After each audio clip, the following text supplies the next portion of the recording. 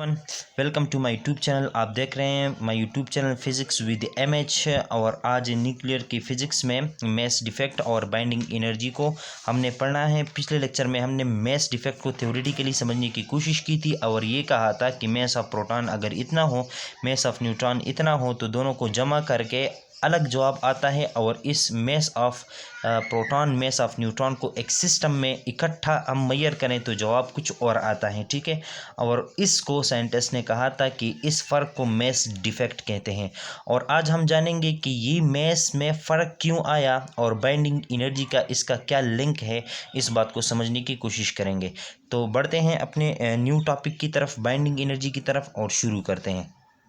यह है guys binding energy की डिफिनीशन। इसको देखते हैं और फिर समझने की कोशिश करते हैं कि इसमें क्या क्या है। The amount of energy required to break the nucleus into its constituents is called binding energy. यानी कि बाइंडिंग एनर्जी की वो मकदार है जो दरकार होती है न्यूक्लियस के जो कॉन्स्टिट्यूंट है, मतलब प्रोटॉन और न्यूट्रॉन को अलग अलग करने के लिए जो एनर्जी दरकार होती है उसको हम कहते हैं बाइंडिंग एनर्जी। या इसकी दूसरी डिफिनीशन ये है, the amount of energy release during the formation of nucleus is called binding energy. देखें, हम जानते हैं यूनिवर्स का ये कानून है, नेचर का ये कानून है कि हर चीज़ स्टेबिलिटी की तरफ जा रहा है। अब एक न्यूक्लियस बन गया है तो ये न्यूक्लियस जब बन गया है तो ये स्टेबल है, और सिस्टम जब स्टेबिलिटी की तरफ जाता है तो वो एनर्जी लॉस करता है। तो इसी तरह जब ये न्यूक्लियस बन रहा था तो उस वक्त इस सिस्टम से कुछ एनर्जी रिलीज़ हो गई थी और उस एनर्जी को हम कहते हैं बाइंडिंग एनर्जी। अगर उतनी ही अमाउंट ऑफ एनर्जी जितनी इससे रिलीज़ हो गई थी को प्रोवाइड करें न्यूक्लियस को, तो वो फिर प्रोटॉन और न्यूट्रॉन की शक्ल में तब्दील हो जाएगा और अनस्टेबल स्टेट में आ जाएगा, ठीक है। और उनको फिर इकट्ठा रखने के लिए इतनी एनर्जी सिस्टम से लॉस करनी होगी। इस बात को एक्सप्लेन करते हैं। देखें, we know that the nucleus consist of proton and neutron collectively called nucleon. देखें, प्रोटॉन और न्यूट्रॉन पर कंसिस्ट होता है और उसको हम न्यूक्लियन कहते हैं। This nucleons are held together by strong nuclear force, therefore energy must be required to overcome this force of for breaking the nucleus. Such energy is known as binding energy। ये explanation पहले definition के according है। और ये कहा गया है कि न्यूक्लियस में न्यूक्लियॉन्स होते हैं और ये न्यूक्लियॉन्स जो है स्ट्रॉन्ग फोर्स के साथ, स्ट्रॉन्ग न्यूक्लियर फोर्स के साथ इकट्ठे पड़े होते हैं। अब इस स्ट्रॉन्ग फोर्स पर ओवरकम करने के लिए हमें बाहर से कुछ एनर्जी देनी चाहिए होती है और उस एनर्जी को हम कहते हैं बाइंडिंग एनर्जी। और इसी तरह दूसरी डिफिनीशन के रोशनी में अगर हम इसको एक्सप्लेन करें तो वो ये है, during the formation of nucleus the nucleus loses some fraction of its mass. देखिए, यहाँ पर मैस डिफेक्ट की कंसेप्ट बाइंडिंग एनर्जी के साथ रिलेटेड हो जाता है। During the formation of nucleus the nucleons loses some fraction of its mass, such mass is converted into energy and release such energy is known as binding energy. देखिए, जब nucleus बन रहा था तो मैस ऑफ न्यूट्रॉन और mass of neutron को एक system में जब हम ला रहे थे, न्यूक्लियस में ला रहे थे, तो इनका जो मैस का सम होता है, उनका कुछ फ्रैक्शनल पार्ट, इनका कुछ छोटा सा हिस्सा वो एनर्जी में कन्वर्ट हो जाता है और वो एनर्जी न्यूक्लियस से यानी कि इस सिस्टम से लॉस हो जाती है। तो तभी तो हमारे पास मैस में डिफेक्ट आ रहा था, मैस में फ़र्क आ रहा था कि प्रोटॉन और न्यूट्रॉन का मैस अलग और इन दोनों को सिस्टम में रख कर इनका मैस अलग क्यों होता है। तो अभी हमने जान लिया कि वो मैस एनर्जी में कन्वर्ट हो जाता है और वो एनर्जी फॉर्मेशन ऑफ न्यूक्लियस के ड्यूरिंग वो क्या हो जाती है, लॉस हो जाती है, ठीक है। तो अब देखें, now of calculate binding energy for giving nucleus we have to use the equation.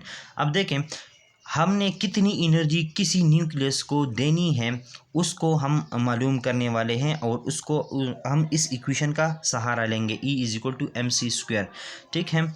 अब यहाँ पर m की जगह हम मैस डिफेक्ट लगाएंगे और मैस डिफेक्ट की एक्सप्रेशन ये है।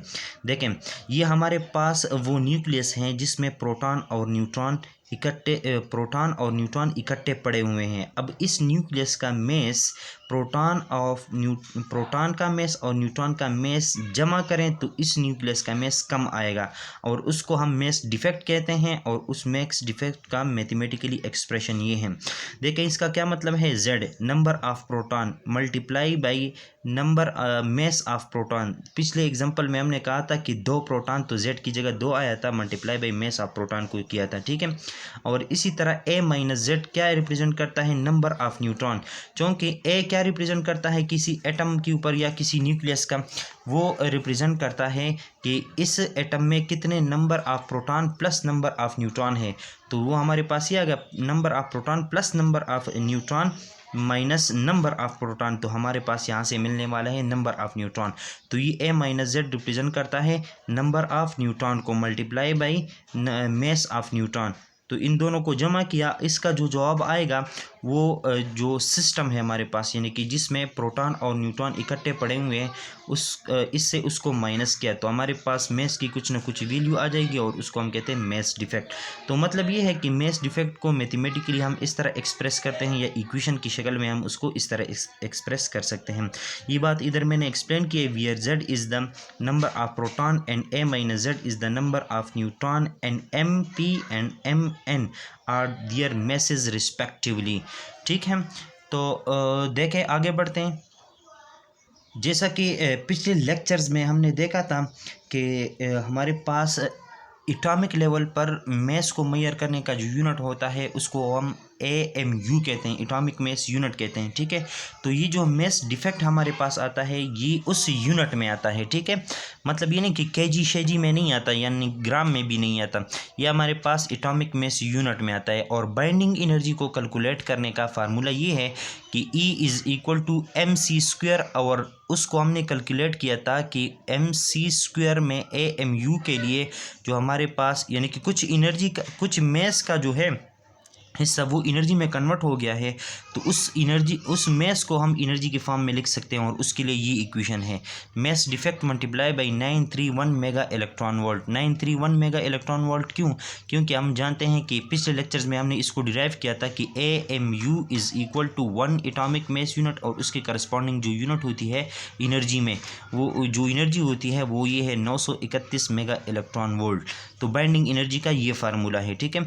Binding energy per nucleon can be written as, देखें किसी सिस्टम में कितने न्यूक्लियॉन्स पड़े हुए हैं और पर न्यूक्लियन हमें कितनी एनर्जी चाहिए होती है कि उसको ब्रेकअप करे, तो उसके लिए ये इक्वेशन है, total binding energy divide by total nucleons. तो हमारे पास आ जाएगी एनर्जी पर न्यूक्लियन। अब इसको एक एग्जांपल से समझने की कोशिश करते हैं।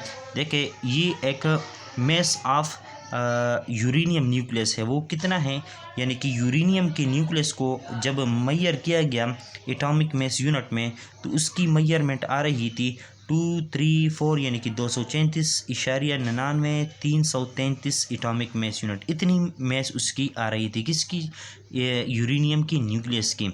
हाँ, if the mass of proton, अगर mass of proton atomic mass unit में इतना हो और mass of neutron atomic mass unit में इतना हो, तो आपने कैलकुलेट करनी है बाइंडिंग एनर्जी पर न्यूक्लियन।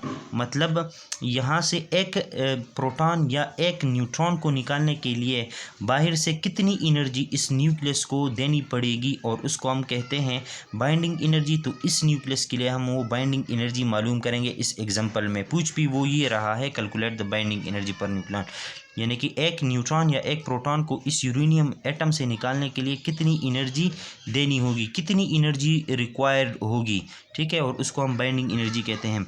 अच्छा, जो हम equation master equation binding energy के लिए यूज़ करने वाले हैं, जैसा कि ऊपर डिस्कस किया गया कि वो del M multiply by 931 mega electron volt के बराबर होती है, तो वो हमने लिख लिया इधर कि हमने ये इक्वेशन यूज़ करना है। तो इसमें हमें डेल एम चाहिए, यानी कि मैस डिफेक्ट चाहिए, और मैस डिफेक्ट को हम इस तरह लिखते हैं कि number of proton multiply by mess of proton plus number of neutron mess of neutron minus mass of the nucleus, ठीक है।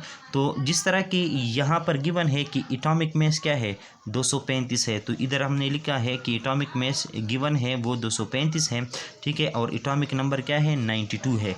तो अब देखिए ये नंबर ऑफ प्रोटॉन इतने हैं और number of proton plus number of neutron वो इतना है। अगर हम ए से इतना निकाले, यानी ए से जेड निकाले, तो हमारे पास नंबर ऑफ न्यूट्रॉन आ जाएगा। और इसी तरह हमने क्या किया है कि 235 से माइनस किया है 92 को, तो हमारे पास नंबर ऑफ़ न्यूट्रॉन कितना आया, 143 आया। तो मेस डिफेक्ट हमारे पास आ जाएगा नंबर ऑफ़ प्रोटॉन यानी कि Z multiply by mess of proton. Mess of proton atomic mass unit में गिवन था ये वाला, ठीक है। ये पुट किया प्लस फार्मूले वाला आ गया नंबर ऑफ़ न्यूट्रॉन आ गया 143 और multiply by mess of neutron, और मेस ऑफ़ न्यूट्रॉन भी गिवन था किधर है, ये है 1.00786, ये इधर पुट किया, ठीक है। इन दोनों को मल्टीप्लाई करके जमा करेंगे और इससे माइनस करेंगे। ये क्या है, mess of the nucleus of uranium, ये जो गिवन था ये इधर पुट किया गया है, ठीक है। और इन सब के साथ यूनिट कौन सा है, एटॉमिक मेस यूनिट है, तो इसको कम लिया है, बाहर लिखा गया है, ठीक है। आप क्या करें, आप इसको मल्टीप्लाई करें इसके साथ, फिर इसको मल्टीप्लाई करें इसके साथ, इन दोनों को क्या करें, जमा करें। जो जवाब आएगा उससे ये वाला माइनस करें तो आपको मिलने वाले हैं mass defect 1.91624 atomic mass unit आ जाएगा, ठीक है। लेकिन मेस डिफेक्ट को जब हम मल्टीप्लाई करते हैं किस चीज़ के साथ, 931 मेगा इलेक्ट्रॉन वोल्ट के साथ जब हम मल्टीप्लाई करते हैं तो हमें binding energy of the nucleus मिल जाती है, यानी कि टोटल हमने कितनी एनर्जी देनी है।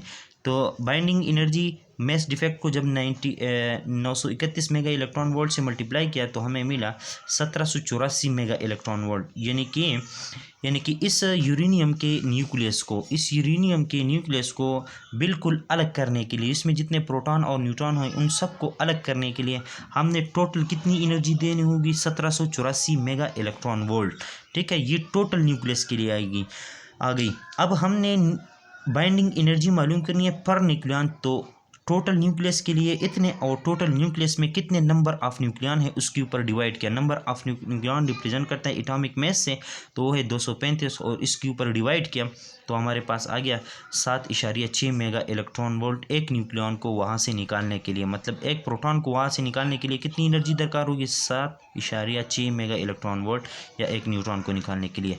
यहाँ पर मैंने कुछ इंपॉर्टेंट पॉइंट्स लिखे हैं, आपने उसको लाजमी देखना है। वो ये है कि binding energy increases for increase of atomic mass number. देखें, if atomic number lies between 50 to 60, देखें जितना एटॉमिक नंबर बढ़ता जाएगा उतनी ही हमें एनर्जी ज़्यादा देनी होगी। मतलब 2 प्रोटॉन है तो उसके लिए अलग एनर्जी होगी, 4 प्रोटॉन और 4 न्यूट्रॉन है तो उसके लिए उससे ज़्यादा होगी। ये तो कॉमन सेंस की बात है, लेकिन यहाँ पर एक बात और भी है, ठीक है।